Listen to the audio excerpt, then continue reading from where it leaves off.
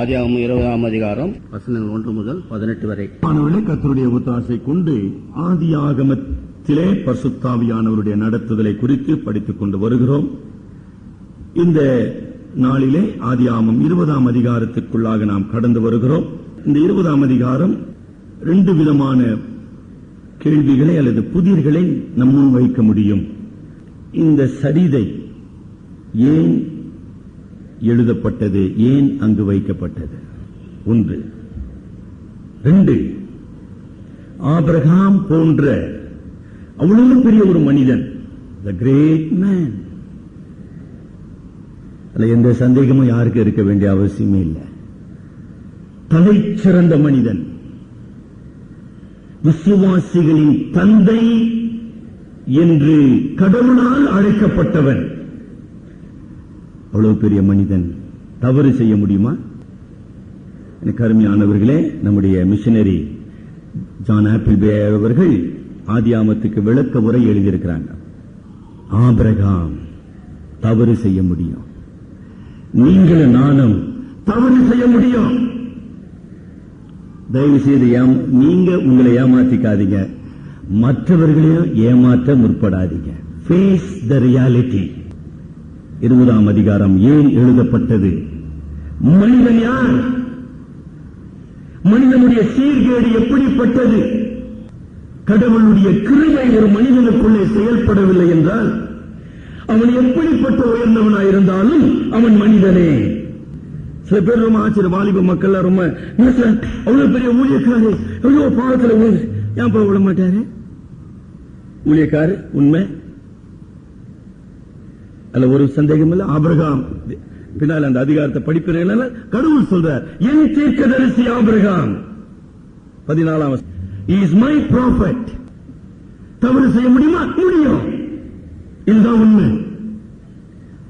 என்ன சார், தவறு செய்வதற்காக தான் நம்ம வாழ்ந்து கொண்டிருக்கிறோமா? இல்லை, அதுதான் சத்தியம். அதனால தயவு செய்து வாங்கி 34 ஆண்டுகளாக வேதத்தை ஆழமாக படித்துக் கொண்டிருக்கிறேன். இன்னும் எனக்கு விளங்கல, நான் இன்னும் பரிசுத்தமாகப்படவில்லை. சார் ஜீரணம் பண்ண முடியல சார். ஆபிரகாம் எவ்வளவு பெரிய மனிதன். 18ஆம் அதிகாரத்தில் 17ஆம் அதிகாரத்தில் அவனோடு கூட கடவுள் உடன்படிக்கையை புதுப்பிக்கிறார். 18ஆம் அதிகாரத்தில் உன் மனைவி ஒரு குழந்தையை பெற்றெடுக்க போகிறாள், அந்த குழந்தையின் மூலமாக ஒரு நீண்ட வரலாறு உருவாக போகிறது. இவ்வளவு பெரிய வாக்கு தத்தத்தை பெற்றவன் ஆபிராம் என்பவன் ஆபிரகாம் என்று மாற்றப்பட்டவன். அப்படிப்பட்ட ஒரு மனிதன், கடவுளை நேருக்கு நேராக பேசக்கூடியவன். அவன் தவறு செய்ய முடியுமா? தவறு செய்ய முடியும். அதுதான் கற்றுக்கொள்ள வேண்டிய உண்மை. டாக்டர் ஸ்டான்லி ஜோஸ் மிக அழகாக எழுதி கொண்டு போகிறார். பாவங்கள் பாவியின் பிரச்சனை, சினம் பரிசுத்தமானின் பிரச்சனை. Sins are the problem of sinner. Self is the problem of saint. இயேசு கிறிஸ்துவை ரட்சித்தார், கர்த்தருக்கு ஸ்தோத்திரம். ஆனா சுயத்திலிருந்து நான் விடுதலை பெற்றனா? இல்லை. 13ஆம் வசனத்தில் சொல்றான், வெட்கத்தை விட்டு தலை குனிந்தவனாக, ஒரு குற்றவாளியாக, ஒரு புறஜாதியினுடைய ராஜா அபிமெலேக்கு முன்பாக கொண்டு வர நிறுத்தப்பட்டு ஒரு கைதியை கொண்டு வர மாதிரி கொண்டு வராங்க. அந்த சீன் அவங்க கண் முன்னால கொண்டு வந்து பாருங்க. பிரின்ஸ், பெலிஸ்திய ராஜா என்று தமிழில் அழைக்கின்றோம். கேராரின் ராஜாவாகிய அபிமெலேக்கு முன்பாக ஒரு ஒரு புறஜாதியான், கடவுளை அறியாதவன், அவனுக்கு முன்பாக தேவனுடைய தீர்க்கதரிசி என்று சொல்லப்படுகிற ஆபிரகாம் நியாயம் விசாரிக்கப்படுகிறான். உங்களால சிந்திக்க முடியுதா? எஸ், அதுதான் இந்த அதிகாரத்தினுடைய உண்மை. ஒரு விசுவாசி ஏன் பாவம் செய்கிறான்? பாவம் செய்வதுதான் இந்த உலகத்தினுடைய வாழ்க்கை என்றால் இயேசு கிறிஸ்து தருகின்ற விடுதலையின் அர்த்தம் என்ன? பரிசுத்த ஆவியானவர் எனக்குள்ளே செயல்படுகிறார் என்றால் நான் எப்படி பாவத்துக்கு அடிமையா இருக்க முடியும்? இத்தனை கேள்விகளுக்கு 20ஆம் அதிகாரம் உங்களுக்கு பதில் கொடுக்குதுங்களா? பதில் கொடுத்துச்சா? நம்ம தான் ஒழுங்கா படிச்சுட்டு வர இல்லைங்களா? ஆதியாகமத்தை நேற்று ஒரு பிரசங்கம், இன்னைக்கு ஒரு பிரசங்கம் இல்லைங்க, ஒழுங்கா நம்ம படிக்கிறோம். 20ஆம் அதிகாரத்தை படித்துக் கொண்டு இன்றைக்கு ஆராதனைக்கு வந்தீங்களா? ஆண்டவரே, இது எத்தனை விஷயம் எனக்கு விளங்கலையே சாமி, அப்படி கேட்டீங்களா ஆண்டவர் இடத்துல? ஊழியக்காரன் ரொம்ப பயத்தோடு ஆயத்தத்தோடு வர வேண்டுங்க. கேட்பவர்களும் பயத்தோடு ஆயத்தத்தோடு வர வேண்டும். உங்க சில கேள்விகளுக்கு விளக்கம் புரிஞ்சுதுங்களா? 20ஆம் அதிகாரத்தில் ஒரு புறஜாதியானாகிய அபிமெலேக்கு ஒழுக்க ரீதியாக எத்திக்கலி சூப்பர் தேவன் இந்த உலகத்தில் கலாச்சாரத்தை வைத்திருக்கிறார். கலாச்சாரம், கல்ச்சர். நீங்களும் நானும் தமிழ் கலாச்சாரத்தை சேர்ந்தவர்கள். கலாச்சாரம் கடவுளுடைய பொதுவான கிருபை. இந்த உலகத்திலே பாவம் பெருகாதபடிக்கு, பாவம் தடை செய்யப்படும்படிக்கு, சமுதாயத்திலே ஒழுக்கங்கள் கட்டி காக்கப்படும்படிக்கு கடவுள் கலாச்சாரம் என்பதை வைத்திருக்கின்றார். அபிமெலேக் என்கிற பெலிஸ்தியா ராஜாவினுடைய கலாச்சாரம் ஆபிரகாமோடு ஒப்பிடப்படும் போது மிக உயர்ந்ததாக இருந்தது. கடவுளிடத்தில் அவன் நேருக்கு நேர் பேச முடிந்தது இல்லைங்களா? ஆதியாகமம் 20ஆம் அதிகாரம் இன்னும் அழகா பேசுகிறான். 4ஆம் வசனத்தில் அபிமெலேக்கு ஆண்டவரிடத்தில் பேச, ஆண்டவரே நீதியுள்ள ஜனங்களை எவ்வளவு he had a guts ன்னு சொல்ற பாருங்க ஆங்கிலத்தில். he had a guts. கடவுளை நேருக்கு நேர் கேள்வி கேட்கக்கூடிய ஒரு அபிமெலேக். நீதியுள்ள கடவுள் சொல்றியப்பா, நான் என்ன நீதி தவறு செய்தேன்? நான் நீதி தவறு செய்யலையே. நீ நீதிமான்னு ஒருத்தனை சொல்றிய, அவன் எப்படிப்பா தப்பு செய்தான்? தொண்டையில பிடிக்கிற மாதிரி இல்லங்க கேள்வி. இப்படிதாங்க இன்றைக்கு கிறிஸ்தவ சமுதாயம் உலகத்தின் மக்கள் பார்வையில தனி இணைந்து நாம் நின்று கொண்டிருக்கின்றோம். எத்தனையோ முறை நீதிமன்றத்தில் போய் நீ நின்று கொண்டிருக்கிறேன். உங்களுக்கு தெரியுமா தெரியாதா? ஆனா தெரிஞ்சு கொள்ளுங்க. போதகருக்கு என்ன சார் நீதிமன்றத்தில் வேலைன்னு கேட்பீங்க. என்ன பண்றதுங்க? நீதிமன்றத்தில் எனக்கு வேலை இருக்குதுங்க. எப்பெல்லாம் நான் நீதிமன்றத்தில் போறேன், நானு ரொம்ப வெட்கத்தோடு போய் நிக்கிறேன். கடவுளுடைய சமூகத்தில் எப்படி வெட்கத்தோடு நிக்கிறனோ அந்த மாதிரி நான் நீதிமன்றத்தில் வெட்கத்தோடு நிக்கிறேன். என்னடா ஒரு அநியாயம் எதிர்க்க நம்ம நீதிக்காக நின்று கொண்டிருக்கிறோமே. என்ன சார் இது உலகம்? என்ன அழகா கேட்கிறான் 5ஆம் வசனத்துல, இவள் தன் சகோதரி என்று அவன் என்னோட சொல்லவில்லையா? அவன் தன் சகோதரன் என்று இவளும் சொன்னாலே, உத்தம இதயத்தோடும் சுத்தமான கைகளோடும் இதை செய்தேன். யாருகிட்ட பேசுறான்? கடவுள்கிட்ட பேசுறான் சார். அவன் நம்ம எல்லாம் சொல்றோம் மெய்யான கடவுளை ஆராதிக்கிறோம், பரிசுத்தமுள்ள கடவுள், ஜீவனுள்ள கடவுள். எல்லாம் வாயில பொய், எல்லாம் பொய்யா உருவாக மாறி இருக்கிறோம். ஒரு அவிசுவாசி உண்மையோடு பேசிக் கொண்டு இருக்க கடவுள் இடத்துல சொல்றான். கருமையானவர்களே, காரணம் என்னங்க? அவனுடைய நீதி உயர்ந்ததாக, அவனுடைய கலாச்சாரத்தின் அடிப்படையில் ஒரு நேர்மை உள்ள மனிதனாக இருந்தான். எஸ், அதை பதிவு செய்துங்க வேதம். அதுக்குதான் பேரு பொதுவான கிருபை. பொதுவான கிருபை. கடவுள் இந்த உலகத்தை ஆளுகிறார், மனிதர்களை ஆளுகிறார், ஆட்சியாளர்களை ஆளுகிறார், எல்லா கலாச்சாரத்தையும் ஆளுகிறார். கடவுள் ஆளுகிறார் என்பதற்கு ஒரு ஆதாரம். God lives, God speaks, God restrains, God controls every nation and every individual. எவ்வளவு ஆழமான ஒரு உண்மை. இந்த அதிகாரத்தில் நாம் கற்றுக்கொள்கின்ற படிப்பினை என்ன? ஆபிரகாம் தன்னுடைய சுய புண்ணியத்தினாலே, சுய நீதியினாலே அவன் நீதிமானாக்கப்படவில்லை. தேவனுடைய கிருபையினாலே அவன் நீதிமானாக்கப்பட்டான்.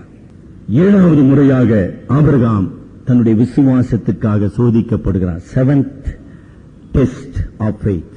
அதனால சொன்ன விளக்க உரை வாங்கி படிங்க. நமக்கு விளங்குறது இல்ல. அதான் சொல்றேன், நீங்க பைபிளை படிக்கிறேன்னு சொல்றீங்க, எந்த கேள்வியும் உங்க மனசுல வர்றது இல்லையா?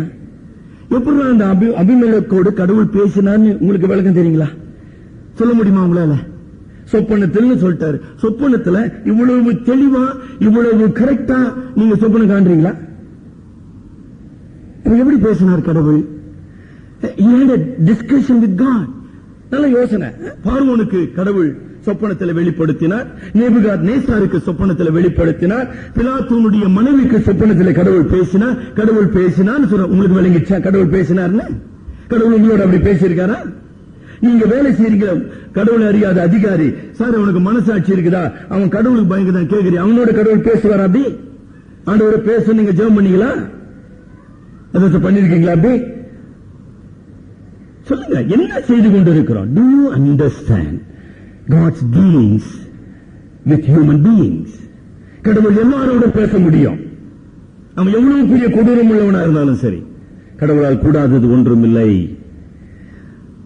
இன்னும் செஞ்சு கொண்டிருக்கிறோம். இந்த 20ஆம் அதிகாரத்தின் ஆரம்ப வரிகளை நீங்க படிப்பீர்களானால், ஆபிரகாமுடைய இந்த பயணம் கடவுளால் வழி நடத்தப்படவில்லை. முதல்ல அங்கிருந்து ஆரம்பிக்கணும். நம்முடைய வாழ்க்கையில் அநேக நேரத்தில் நம்முடைய சொந்த எண்ணத்தினாலே, சொந்த அபிப்பிராயத்தினாலே, சொந்த நலனுக்காக பல காரியங்களை செய்கிறோம். நாம போய் சிக்கல்ல மாட்டிக்கிறோம். இந்த முழு 20ஆம் அதிகாரத்தினுடைய ஒரு பெரிய போதனை கடவுளுடைய விடா பாதுகாப்பு, perseverance of saints.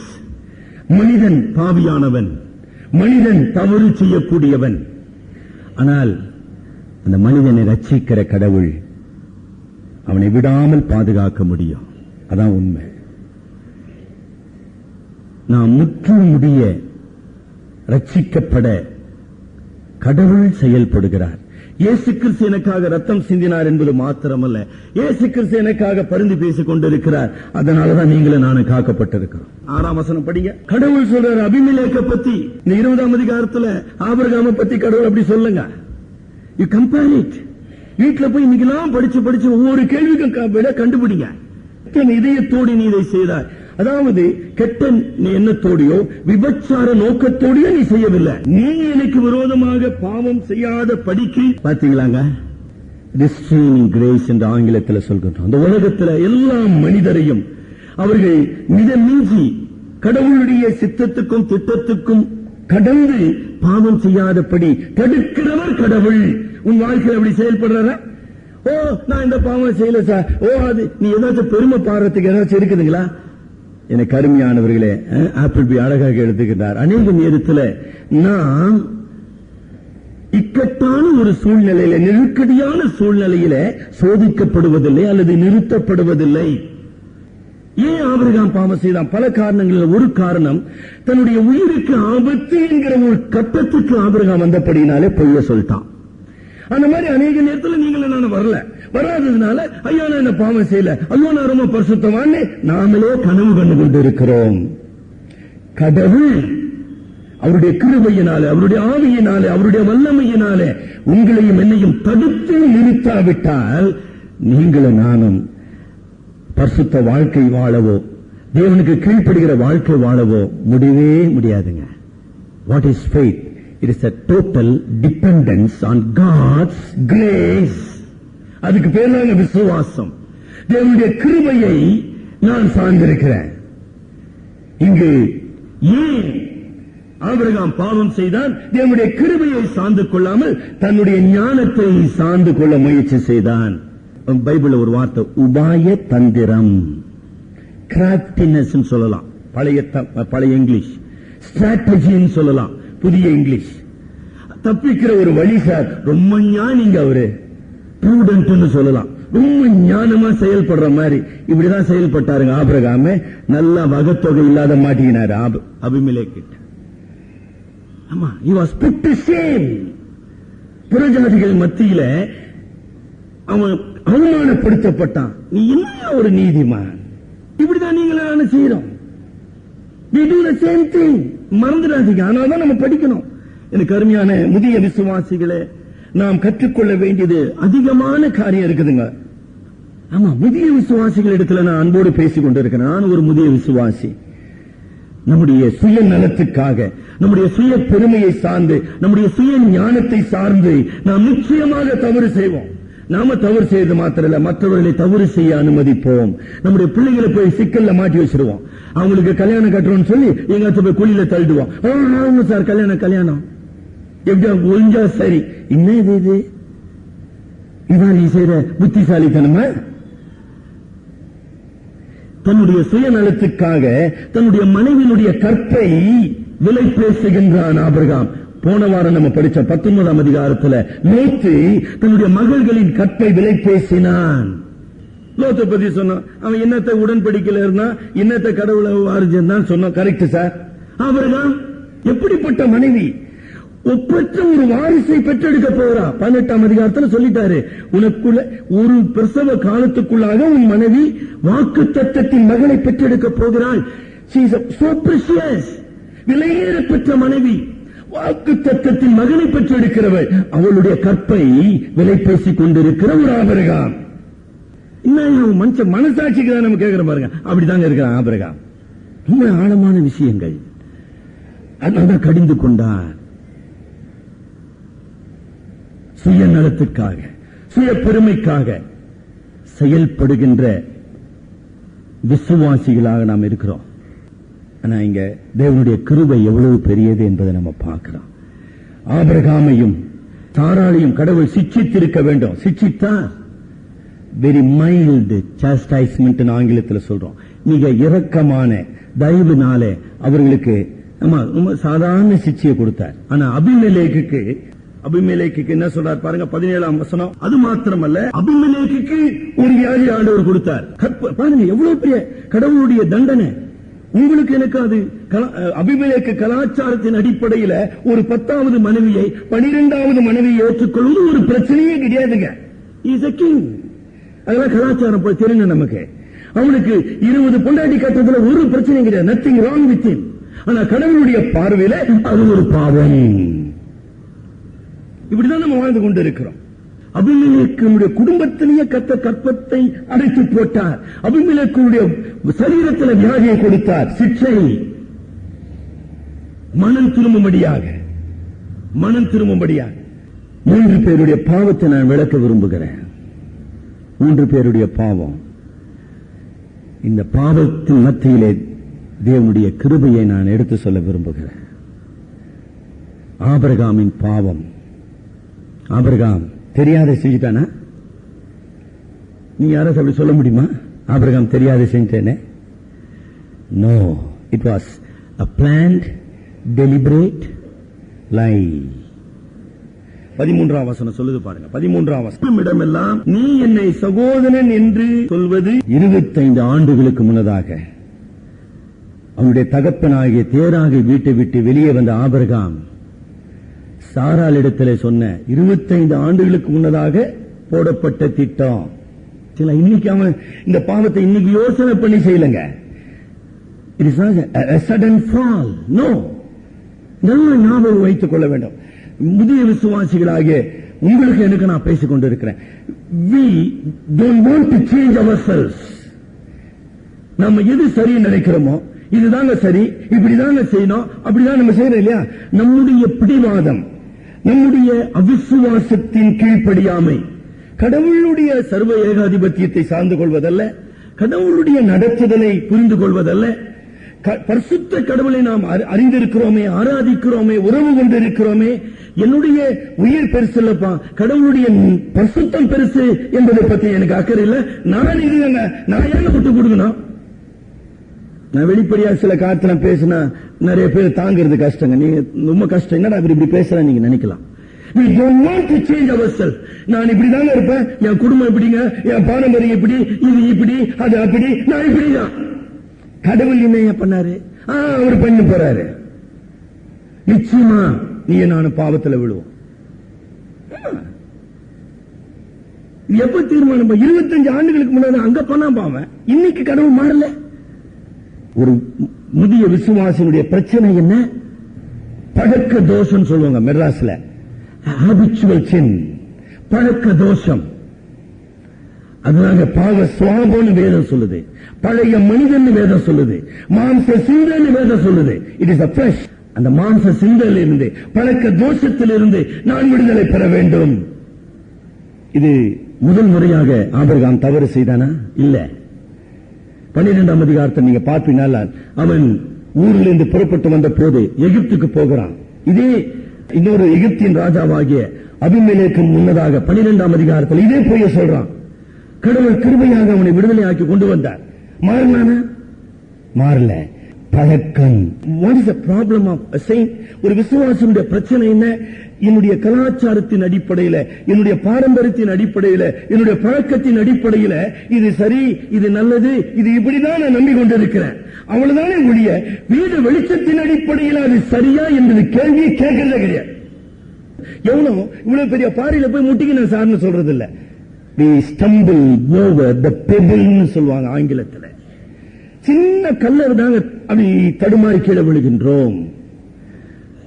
நம்ம ரசிக்கப்பட்டிருக்கலாம், நம்முடைய பிள்ளைகளா இருக்கலாம். ஆனா ஆங்கிலத்தில் we have our own values ன்னு சொல்றோம். சில மதிப்பீடுகளை நம்ம வைத்திருக்கிறோம். அந்த மதிப்பீடுகளை விட்டு கொடுக்க மனம் இல்லை. அந்த மதிப்பீடுகளை கடந்து கடவுள் செயல்பட முடியும் என்பதை நாம் புரிந்து கொள்ளவில்லை. ஆபிரகாமுடைய பிரச்சனை என்ன? அவன் நெருங்கி நிற்கிற பாவத்தை வைத்திருந்தான். என்ன சார் இவ்வளவு நாள் 12ஆம் அதிகாரத்தில் சோதிக்கப்பட்டான், அதுக்கப்புறம் அந்த சோதனை அவனுக்கு வரவில்லை, ஆகையினால அவன் நீதிமானாக வாழ்றேன்னு நினைத்துக் கொண்டிருந்தான். மறுபடியும் ஒரு சோதனை, அதே சோதனை வந்தது, அவன் விழுந்து போனான். எபிரேயர் 12ஆம் அதிகாரத்தில் 1ஆம் வசனத்தில் நமக்கு கொடுக்கப்படுகிற எச்சரிப்பு படிங்க.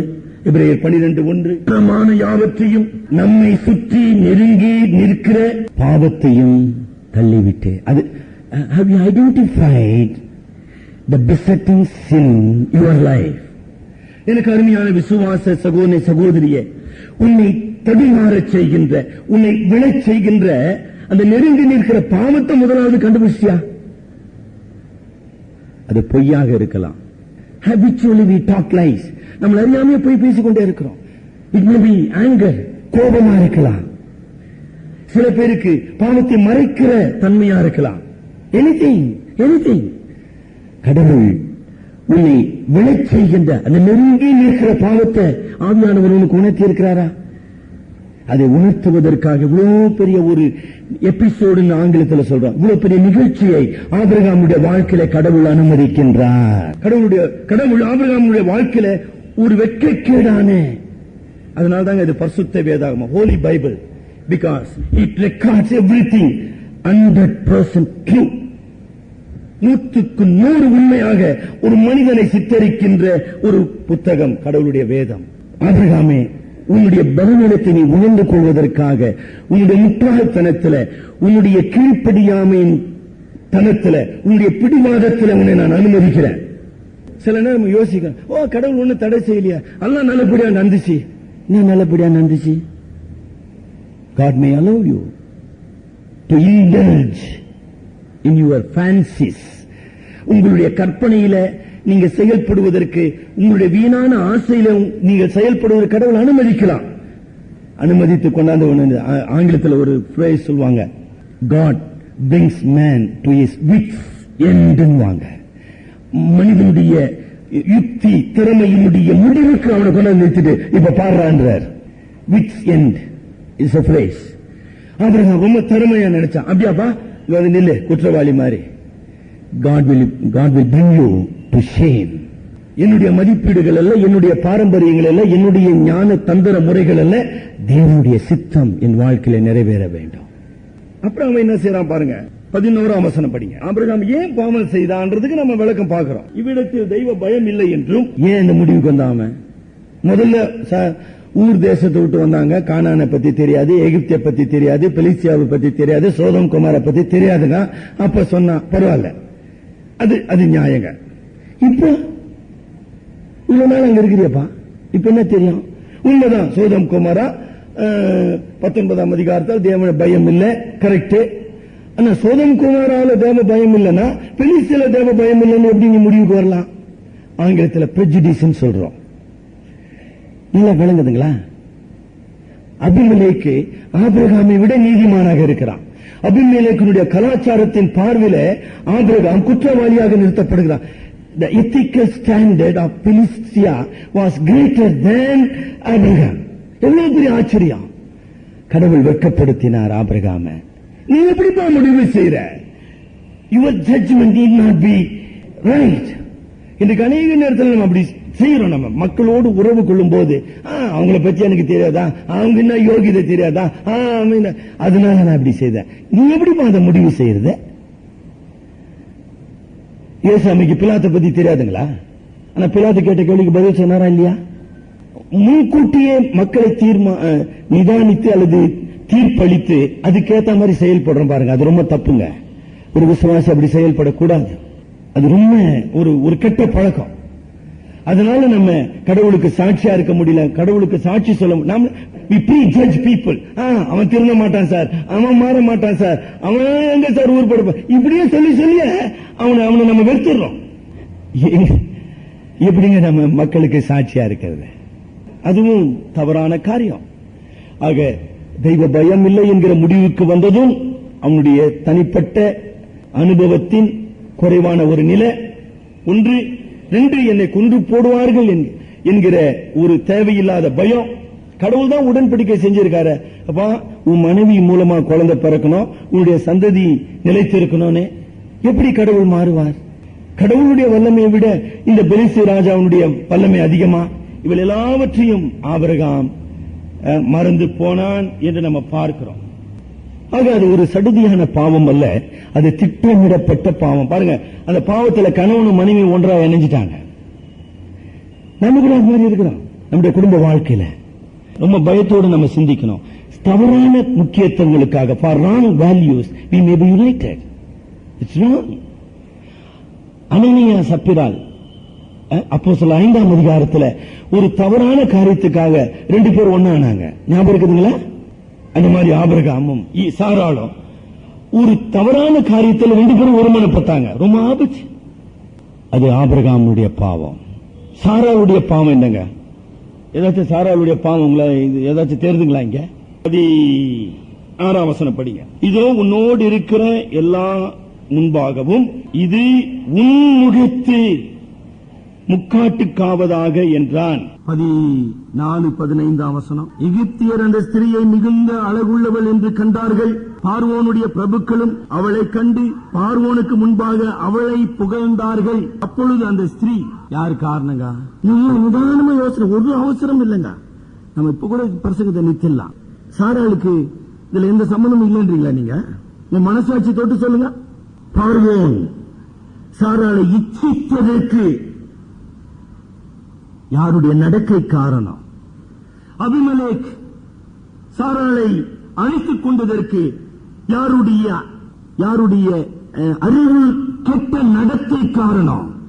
பிரியமான சகோதரிகளே, தேவன் பரிசுத்தராக இருக்கிறார். பரிசுத்த அலங்காரத்தோடு நாம தேவனை தொழுது கொள்ள அழைக்கப்பட்டிருக்கிறோம். ஆகையினாலதான் தேவனுடைய சமூகத்தில் மாத்திரமல்ல, தெய்வ பயமற்ற சமுதாயத்தில் பரிசுத்தத்தை காத்துக்கொள்ள, கற்பை காத்துக்கொள்ள, ஒழுக்கத்தை காத்துக்கொள்ள நம்முடைய நடக்கை பக்தியின் நடக்கையாக இருக்க வேண்டும் வேதம் சொல்லுது. ஸ்திரீகளுக்காக பேசிக் கொண்டிருக்கிறேன். நான் எப்படின்னா இருப்பாங்க, அதாவது ஆங்கிலத்தில் never provocate lust in others heart. மற்றவர்களுடைய உள்ளங்களிலே இச்சையை தூண்டுகிறபடி நீ நடப்பாயானால் நீ கடிந்து கொள்ளப்படுவாய். இப்படி அவள் she was reproved, கடிந்து கொள்ளப்பட்டார். என்ன சொல்ற, ஒரு ஞானமற்ற நடக்கை. இதுக்கு கொஞ்சம் நேரத்தை நான் ஒதுக்க விரும்புகிறேன். ஏன்னா இன்றைக்கு இருக்கிற சமுதாயம் அப்படி இருக்குதுங்க. நீங்களே உங்க பெண்களுடைய நடக்கையை கவனிச்சு பாருங்க. ஆண்டவர் சொன்னார், இச்சையினாலே ஒரு ஸ்திரியை பார்க்கிற எவனும் அவளோடு கூட உபச்சாரம் செய்தான். ரொம்ப கரெக்ட். அப்ப ஒரு ஆண் இச்சையான பார்வையிலிருந்து தன்னை காத்துக்கொள்ள வேண்டும், ரைட்டு.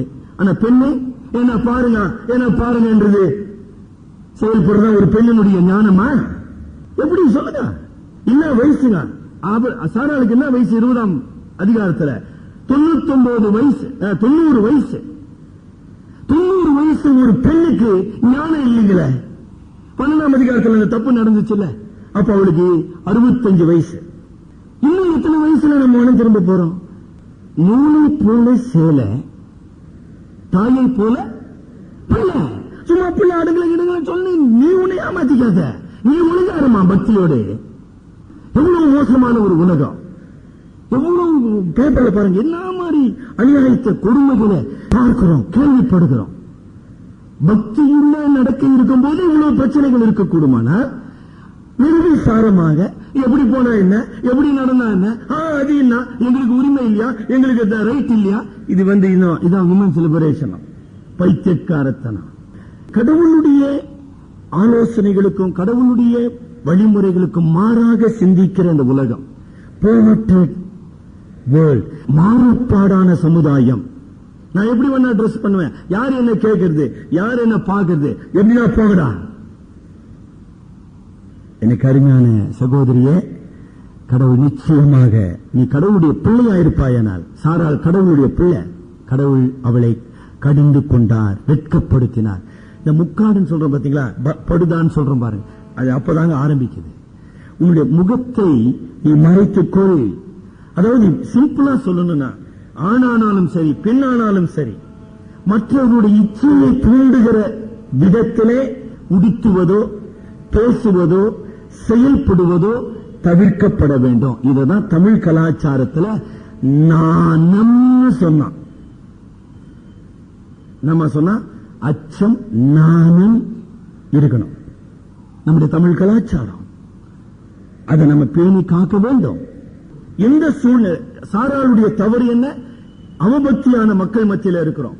நம்ம மற்றவர்களுடைய கவனத்தை ஈர்ப்பதற்கு, மற்றவர்கள் தவறு செய்வதற்கு நான் காரணமாக அமையக்கூடாது. சரிப்பா, அந்த அவன் உயிருக்கு பயந்துனே போய் சொல்லிட்டான் சகோதரின்னு, இவனாச்சும் உண்மையை சொல்லி, இல்ல ராஜாவே நானு அவருடைய மனைவிதான் சொல்லிருக்கலாம்ல, ஏன் அந்த தைரியம் வரல, என்ன பிரயோஜனம், என்ன ஞானம்? மூன்றாவதாக அவன் அபிமெலேக்குடைய பாவத்துக்கு நம்ம வருவோம். இந்த பாவத்தில் 3 நிலைகளை நம்ம உணர்ந்து கொள்ள வேண்டும். அன்றைய கலாச்சாரத்தில் பாலிகாமின்னு சொல்றோம். பாலிகாமி, பலதார மனம் என்பது சமுதாயத்தினாலே ஏற்றுக்கொள்ளப்பட்ட ஒன்று, வேதத்தினாலே அது ஏற்றுக்கொள்ளப்படவில்லை, அது வேற விஷயம். ஆக சமுதாயத்தினாலே பலதார மனம் ஏற்றுக்கொள்ளப்பட்டதினாலே அபிமெலேக்கு 10 திருமணம் செய்வது என்பது சரிதானா? அதாவது எல்லாரும் செய்யறாங்க சார் பாவம், அதனால நான் செய்யறேன் சார். ஐயோ, அப்படிலாம் பேசக்கூடாது சார், அப்படி வேதம் சொல்றது இல்லை சார். எல்லாரும் செஞ்சாலும் பாவம் தான், அது எல்லாரும் ஒப்புக்கொண்டாலும் அது பாவம் தான். Sin is sin. சரிங்களா? இரண்டாவது, இவனுடைய அபிமெலேக்க பொறுத்த மட்டில அது என்ன சார் சொல்றான் அவன் 5ஆம் வசனத்துல. அப்ப இந்த 5ஆம் வசனத்தின் அடிப்படையில் அபிமெலேக்கு செய்த பாவத்துக்கு நம்ம என்ன விளக்கம் கொடுக்கிறதுங்க? sin of unconsciousness, அறியாமையினால் விளைந்த பாவம். அபிமெலேக்கு கொடுக்கப்பட்ட வெளிச்சம், the light of the gospel, the light of the truth, the light of God, கடவுளை பற்றிய அறிவு, சத்தியத்தை பற்றிய அறிவு, ஒழுக்கத்தை பற்றிய அறிவு, அந்த வெளிச்சத்தின் அடிப்படையில் 5ஆம் வசனத்தில் அபிமெலேக்கு அறியாமை என்கிற பாவத்தை செய்தான். அவனுடைய மனசாட்சி அவனை குற்றப்படுத்தவில்லை. அவனுடைய மனசாட்சி அவனை குற்றப்படுத்தாததினால அது பாவம் இல்லை என்ற முடிவுக்கு அபிமெலேக்கும் வரக்கூடாது, நீங்களும் நானும் வரக்கூடாது. சரியா? அதாவது he pleads innocence சொல்றோம். அவன் தன்னுடைய நியாயத்துக்காக அவன் கடவுளிடத்தில் மன்றாடுகிறான். அவனுடைய மனசாட்சியின் அடிப்படையில் அவன் குற்றவாளி என்று உணரவில்லை.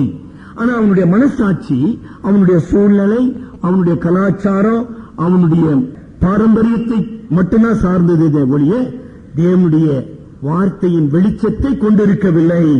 அதாவது பழைய ஏற்பாட்டின் வெளிச்சத்தில் சொல்ல வேண்டுமானால் நியாயப்பிரமாணத்தின் அறிவு அவனுக்குள்ள இல்லை.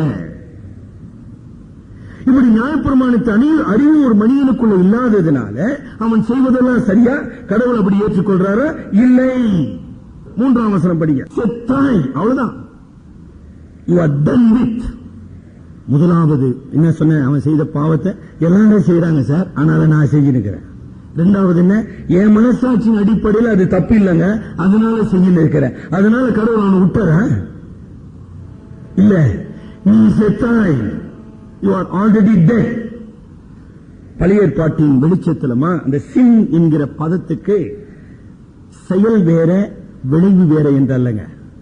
நல்லா விளங்குச்சுங்களா நான் என்ன பேசுறேன்னு? நேரம் நமக்கு இல்ல. You cannot separate the consequences of an act. ஒரு செயலினுடைய விளைவை நீங்க தடுக்க முடியாது, பிரிக்க முடியாது. ஆக பாவம் என்கிற செயல் அங்கு நிகழுமானால் அந்த பாவத்தோடு மரணம் என்பது நிகழ வேண்டும்.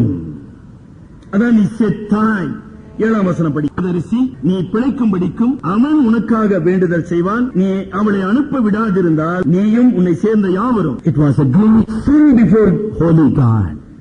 எப்படி வருது பாத்தீங்களா படிப்படியா? உங்கள் விஷயத்தை 20ஆம் அதிகாரம் பேசிக் கொண்டிருக்குது. நீங்களும் நானும் பிற இனத்தவரிடத்திலிருந்து வந்து கொண்டிருக்கிறோம். நம்முடைய கலாச்சார மதிப்பீடுகள், நம்முடைய பாரம்பரிய ஒழுக்கங்கள், வழக்கங்கள், பழக்கங்கள் இவைகளை வைத்துக் கொண்டு வாழ முற்படுகிறோம். தேவனுடைய பார்வையில பாவம் பாவமே. நீ செத்தாய். நல்லா கவனிச்சிங்களா? நியாயப்பிரமாணம் கொடுக்கப்படல. பரிசுத்த கடவுள். அதான் நான் சொன்னேன், நீங்களும் நானும் நம்முடைய அடிப்படையில யாரையும் நியாயத்திருக்க கூடாதுங்க. கடவுள் நீதியுள்ள தேவர். ஒவ்வொரு மனிதனையும் கடவுள் நீதியோடு நியாயத்திருக்க போகிறார் உலகத்தின் முடிவில். சார், எனக்கு நியாயப்பிரமாணம் தெரியாது சார், எனக்கு ஏசாமி பத்தி தெரியாது சார், எனக்கு சுவிசேஷம் யாரும் சொல்ல சார், ஐயோ பாவத்தின் சம்பளம் மரணம் எனக்கு தெரியாது சார்னு ஒரு வாய் கூட நியாயத்திற்கு நாளில் திறக்காது. கடவுள் எல்லா மனிதரோடு பேசிக் கொண்டிருக்கிறவர். எல்லா மனிதனுடைய அவனுடைய கிரியைகளின்படி அவனுக்கு நான் அளிக்கும் பலன் என்னோட கூட வருகிறது. கடவுள் நியாயத்திருப்பாரு. அது உன் வேலை, என் வேலை இல்லப்பா. நம்ம வேலை கவனியா. நம்ம வேலை பாவம் என்று கடவுள் சொல்வதை நான் அறிந்திருக்கிறேனா? இந்த அபிமெலேக்கினுடைய நல்ல பண்பு, அவன் ஒரு சுத்தம் இதயத்தோடு நான் செய்தேன் என்று சொல்வது மாத்திரமல்ல, அவன் கடவுளால் எச்சரிக்கப்பட்ட போது, கடவுளால் உணர்த்தப்பட்ட போது உடனடியாக தன்னை தாழ்த்தினான். He acknowledged his sinfulness. கவனிச்சீங்களா? தன்னுடைய பாவத்தை உணர்ந்தான். அதுதாங்க பாராட்ட வேண்டிய விஷயம். அதுதான் கடவுள் இன்றைக்கு மனிதனிடத்தில் எதிர்பார்ப்பு. நீ மனம் திரும்ப வேண்டும். ஆக பாவத்தை ஒப்புக்கொள்ளாமல், பாவத்துக்காக வருந்தாமல், பாவத்துக்கு பரிகாரம் தேடாமல் நீ வாழ்ந்து கொண்டிருப்பாயனால் அது பயங்கரமான நிலை. அபிமெலேக்கு பாவம் என்று அறியாதவனாயிருந்தான். பாவம் உணர்த்தப்பட்ட போது பாவம் என்று ஒப்புக்கொண்டான், தன்னை தாழ்த்தினான். ஆண்டவரே, நான் பாவம் செய்தேன், அது அறிக்கை செய்தான். இல்லைங்களா? என்ன செய்தான் பாருங்க, 20ஆம் அதிகாரம் 8ஆம் வசனம். அபிமெலேக்கு அதிகாலையில் எழுந்து தன் ஊழியக்காரர்கள் எல்லாம் அழைப்பித்து இந்த சங்கீதைகளை எல்லாம் அவர்கள் கேட்கும்படி அவர்கள் மிகவும் பயந்தார்கள். எதை சொன்னா? கடவுள் என்னுடைய தவறை உணர்த்தினார், நடந்த தவறை கடவுள் எனக்கு உயர்த்தினார். அது இல்ல, என்ன பெரிய காரியம். அதாங்க ஒரு மனிதன். அவன்தான் மனிதன். நம்ம மனம் திரும்ப வேண்டும். எவ்வளவு பெரிய மனிதரா இருக்கலாம், எவ்வளவு உயர்ந்தவனா இருக்கலாம், அதை பத்தி ஒன்றும் பிரச்சனை இல்லை. அபிமெலேக் மனம் திரும்பினான். அப்புறம் என்ன சொன்னாரு? அப்புறம் ஒரு அருமையான விஷயம் என்ன சொல்றாரு கடவுள் 20ஆம் அதிகாரம் 7ஆம் வசனத்துல, நீ பிழைக்கும்படிக்கு யார் வேண்டுதல் செய்யணும்? யாரு? ஆபிரகாம். அபிமெலேக்கினுடைய பார்வையில ஆபிரகாம் ஒரு குற்றவாளிங்க, குற்றவாளி. அந்த குற்றவாளி எனக்கு வேண்டுதல் செய்யணுமா? என்ன சார் இது? வேண்டுதல போயான்னு சொன்னானா? அந்த இன்னும் ஸ்டேட்டஸ் புரியல. Abimelech is a prince. Abraham ஒரு அநாதங்க, ஒரு பரதேசி. எவ்வளவு நேரம் அவனை காலி பண்றதுக்காக இது அந்த அனுப்பு எனக்கு ஜெபம் பண்ணுன்ற. ஆமாப்பா, ஜெபம் பண்ணணும். கடவுள் மனம் திரும்புதலிலே தாழ்மையை கற்றுக் கொடுத்தார். ஆபிரகாம கூப்பிட்டான், ஆபிரகாம கடிந்து கொண்டான். ஆனா என்ன செய்தார்? ஆபிரகாம் என்ன செய்ய சொன்னாரு? 18ஆம் வசனம். ஆபிரகாம் தேவனை நோக்கி வேண்டிக் கொண்டான். அங்க விளங்குதுங்களா கடவுளுடைய செயல்பாடுகள்? நீயும் நானும் கூட இந்த மாதிரி பிரச்சனையில மாட்டிக்கலாமா? பாவத்தை உணர வேண்டும், பாவத்தை ஒப்புக்கொள்ள வேண்டும், பாவத்தைக்காக மனம் வருந்த வேண்டும், பாவத்தைக்காக பரிகாரம் தேட வேண்டும். ரிலேட்டிவ்ஸ் யாரா இருக்கலாம், அவங்களுக்காக நம்ம வேண்டுதல் செய்யணும். ஆனா எதை பத்தி வேண்டுதல் செய்யணுங்க? அவருடைய மனம் திரும்புதலுக்காக. எப்பெல்லாம் நீங்க மற்றவர்களுக்காக ஜெபம் பண்றீங்களா, இப்படி ஜெபம் பண்ணுங்க. ஆண்டவரே, நாங்கள் உமக்கு விரோதமாக செய்த பாவங்களை எங்களுக்கு மன்னித்தரலாம் சாமி. இந்த சகோதரன், இந்த சகோதரி உமக்கு விரோதமாக செய்த பாவத்தை, அது ரொம்ப முக்கியம். கடவுளாதான் சொல்ற. அப்ப அபிமெலேக்கு 3 காரியத்தை செய்யறான் பாருங்க. ஒன்று, எல்லாருக்கும் முன்பாக ஒரு ஈடு செலுத்தினான். அது ஒரு நல்ல காரியங்க. 12ஆம் அதிகாரத்துல பார்வோன் அதை செய்யல, ஆனா அபிமெலேக்கு அதை செய்தான். ஈடு செலுத்தினான். ஆபிரகாம் கூப்பிட்டு வெள்ளி காசை கொடுத்தான், ஆடு மாடுகளை கொடுத்தான். ஈடு செய்தல், தன்னுடைய தவறுக்காக ஈடு செய்தல். பாவ மன்னிப்பை விலை கொடுத்து வாங்குவது இல்லைங்க. 2, ஆபிரகாம் தனக்காக மன்றாட வேண்டும் என்று கேட்டுக்கொண்டான். 3, இந்த பாவம் தொடராத படிக்கு சாராளை எச்சரித்து நீ முக்காடு போட்டு போமான்னா. எவ்வளவு ஞானத்தோடு செயல்பட்டான் பாத்தீங்களா? நம்ம அப்படி செய்யறது இல்லைங்களே, நாம செய்யணும். என்ன what a wise man he was. நம்ம கூட அப்படி செய்யலாம். கிருபையை சொல்லி நான் முடிக்க விரும்புகிறேன். restraining grace. இந்த உலகத்தில் பாவம் கட்டுக்கடங்காமல் போகாதபடி, பாவம் மிதமிஞ்சி போகாமல் படி, பாவம் கடவுளுடைய சித்தத்தை தடுத்து போடாதபடி, வார்த்தையை கவனிச்சுட்டு வாங்க. கடவுள் ஆபிரகாமை தெரிந்து கொண்டார், சாராளை தெரிந்து கொண்டார். இவர்கள் மூலமாக ஒரு பெரிய ரட்சிப்பின் திட்டத்தை கடவுள் வகுத்திருக்கிறார். அதை எந்த மனிதனும் எந்த சக்தியும் தடுத்து போட முடியாது. ஆபிரகாம் தன்னுடைய அவிசுவாசத்தினாலே, கீழ்ப்படியாமையினாலே, துணிகரத்தினாலே அவன் பாவத்தில் போய் விழுந்தாலும் அவனை தூக்கி எடுக்கிற ஒரு கிருபை, எல்லையில்லாத கிருபையை நம்ம பார்க்கிறோம். அது மாத்திரமல்ல, அந்த ரிஸ்ட்ரெய்னிங் கிரேஸ், அபிமெலேக்கை தேவனுடைய கரம், பரிசுத்த ஆவியானவர் அதை செய்கின்றார், இன்றைக்கும் செய்கிறார். இன்றைக்கும் புற மதத்தர்கள் மத்தியில் அதை செய்து கொண்டிருக்கிறார். One of the work of the Holy Spirit is to restrain people. எவ்வளவு பெரிய கொடூரமான பாவியானாலும் சரி, அவனை தடுத்து நிறுத்துகிறவர் பரிசுத்த ஆவியானவர். 1. 2, கடவுள் அவனோடு கூட பேசுறார். அந்த 6ஆம் வசனம் 7ஆம் வசனம், his mind was illuminated, illuminating grace. கடவுளை அறியாத மனிதன், கடவுளுடைய சத்தியத்தை அறியாத மனிதன், கடவுளுடைய சத்தியம் அறிவிக்கப்படும் போது, சுவிசேஷம் அறிவிக்கப்படும் போது, அவனுக்கு நீதி உணர்த்தப்படும் போது, உண்மை உணர்த்தப்படும் போது அவன் மனம் ஒளிர்விக்கப்படுகிறது. illuminating grace. ஆகியனாலதான் நாம நம்மை துன்பப்படுத்துகிறவர்களுக்கு, நமக்கு அருகாமையில் உள்ள புறஜாதி மக்களுக்கு கடவுளுடைய சத்தியத்தை சொல்ல வேண்டும். ஏன் சுவிசேஷத்தை சொல்றோம், ஏன் சத்தியத்தை சொல்றோம்? அப்படி சத்தியம் சொல்லப்படும் போது ஆவியானவர் அவனுடைய மனசாட்சியிலே உணர்த்துகிறார், ஆவியானவர் செயல்படுகிறார் என்கிற நம்பி நாம் சுவிசேஷத்தை, சத்தியத்தை அறிவிக்கிறோம். illuminating grace என்று நம்ம பார்க்கிறோம் இல்லையா? 3வது நம்ம என்ன பார்க்கிறோம்? directing grace. அவனை பொறுத்த மட்டில அவன் பரிவாரத்துக்கு என்ன செய்ய வேண்டும், என்ன அழகா சொல்ற. தாவீது பாவம் செய்த போது நாத்தான் தீர்க்கதரிசி அனுப்பி, தாவீது இந்த பாவத்திலிருந்து நீ விடுதலை பெறுவதற்காக இதை செய்ய வேண்டும். directing grace. இன்றைக்கு உன்னுடைய வாழ்க்கையில பரிசுத்த ஆவியானவர் பாவத்தை உணர்த்துகிறது, சத்தியத்தினாலே மனதை ஒளிர்விக்க செய்து பாவ பரிகாரத்தை தேடுவதற்கு உனக்கு வழி சொல்றாரா? இல்லாட்டி இப்படியே பாவத்தையோட ஏஞ்சி போறோமா? பாவத்தை மறைத்து இன்னும் பொய் சொல்லி மறைக்க, அது ஒண்ணு இல்ல அப்படி சொல்லி வாழ போறோமா? அல்லது பாவத்தை அறிக்கை செய்து பரிகாரத்தை பெற்றவர்களாக, விடுதலை பெற்றவர்களாக, பாவத்தை மேற்கொள்கின்ற வல்லமை பெற்றவர்களாக நம்ம விடுபட்டு செல்ல போகிறோமா? ஆபிரகாமுடைய வாழ்க்கையில தேவனுடைய கிருபை எப்படி செயல்பட்டது? அவனுடைய முட்டாள்தனத்தில் கடவுளுடைய கிருபை அவனை பாதுகாத்தது. என்ன ஆச்சரியமான உண்மை இல்லைங்களா? ப்ரொடெக்ஷன், கடவுளுடைய செயல் அவனை உணர்த்தினது. ஆபிரகாமே, ஒரு பொய்யை சொல்லி உன்னை காப்பாற்ற முயற்சி செய்யப்பா, ஒரு பொய்யை சொல்லி என்னுடைய நாமத்தை நீ புறஜாதிகள் மத்தியில அவமானப்படுத்திட்ட, ஒரு பொய்யை சொல்லி உன் மனைவினுடைய கற்ப, ஒரு வாரிசை பெற்றெடுக்க போகிறான், அவனுடைய கற்ப நீ விலை பேசிட்டியப்பா. ஆபிரகாம் உணர்த்தப்பட்டான், மனம் திரும்பினான்.